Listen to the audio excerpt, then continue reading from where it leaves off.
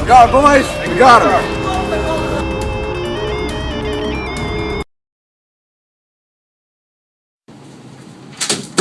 It's been 2 hours. Sign your confession.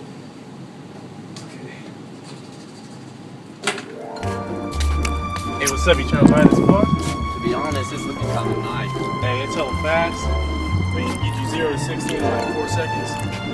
And you're good since you're looking inside. Is it good on gas? Hey, bro, you got the nice rims. You got the everything. Do I get that pizza if I buy it? Hey, you get everything, dog. It's yours. It's fine. Hey, good luck. Yeah, let's see.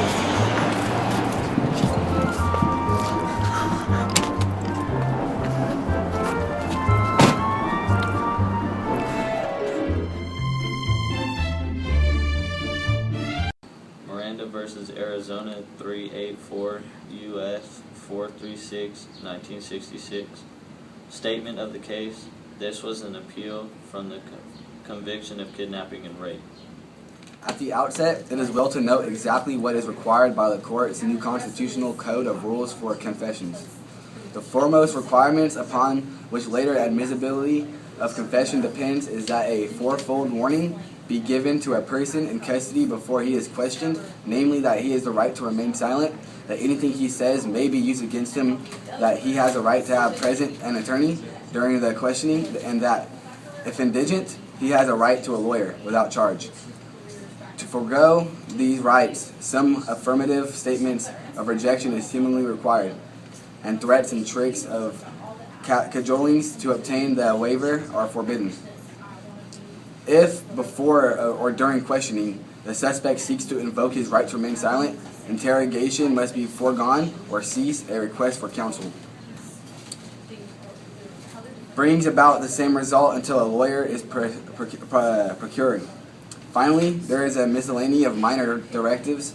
For example, the burden of proof or of waiver is on the state.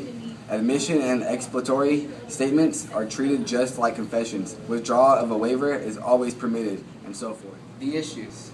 Whether statements obtained from an individual who is subjected to custodial police interrogation are admissible against him in a criminal trial, and whether procedures which assure that the individual is accorded his privilege under the Fifth Amendment to the Constitution not to be compelled to incriminate himself are necessary. Reasonings.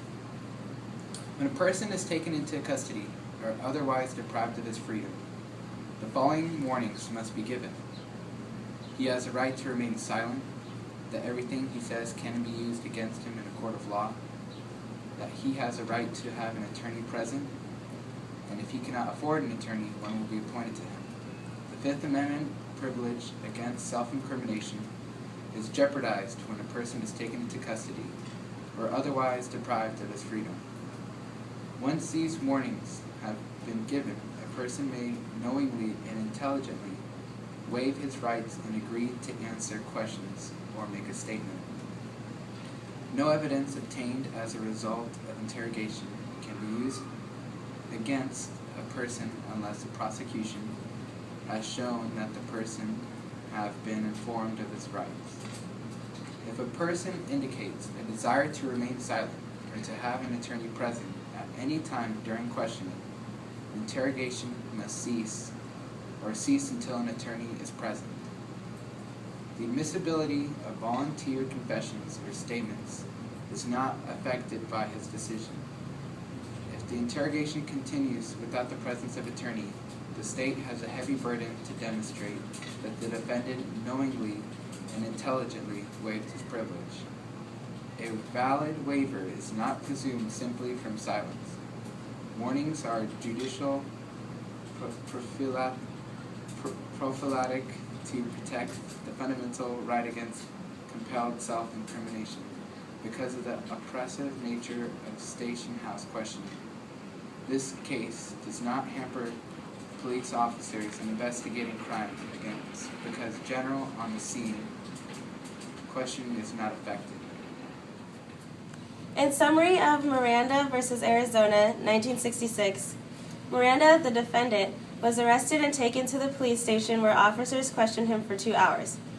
The defendant signed a confession.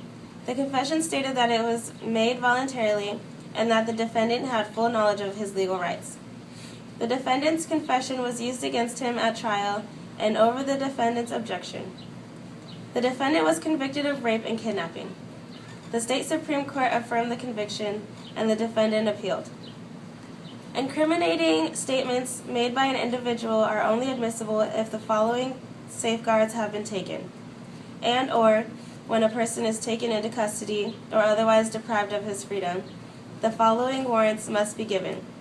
He has the right to remain silent, that anything he says can be used against him in a court of law, that he has the right to have an attorney present, and if he cannot afford an attorney, one will be appointed for him.